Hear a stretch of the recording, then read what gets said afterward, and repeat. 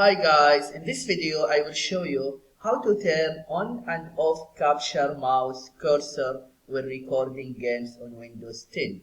What you need to do. But before that, if you find this video is helpful, please subscribe to my channel and give a like.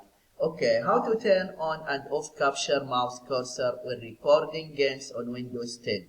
First, just go to the start icon and then right click. After that, click on Settings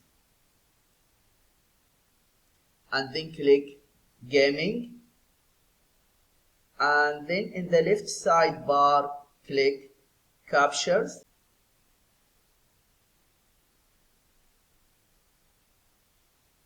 and then just scroll down and you see here Capture Mouse Cursor in Recordings.